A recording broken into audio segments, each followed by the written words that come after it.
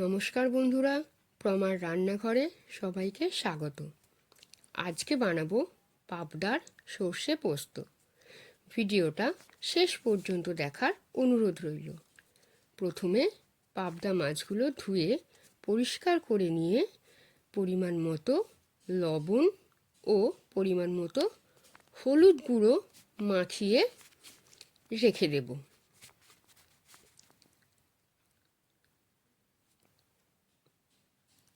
কড়াইতে তেল গরম হলে একে একে মাছগুলো দিয়ে এপিট ওপিট করে খুব ভালো করে ভেজে নিয়ে তুলে রেখে দেব।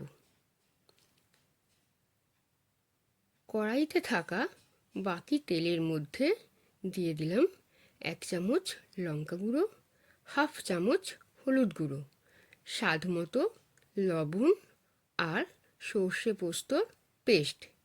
এখানে আমি 2 চামচ কালো সর্ষে, 1 চামচ সাদা সর্ষে, 1 চামচ পোস্ত আর 2টো কাঁচা লঙ্কা একসাথে পেস্ট করে নিয়েছি।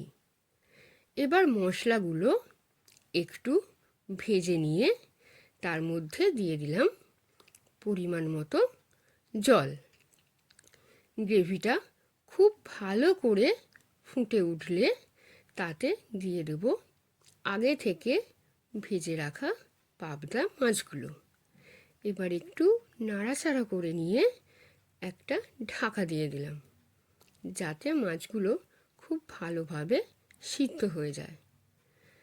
7 থেকে 8 মিনিট পরে ঢাকাটা খুলে দেখে নেব মাছগুলো ভালো মতো সেদ্ধ হয়ে গেছে আর গ্রেভিটাও একটু গাঢ় হয়ে গেছে।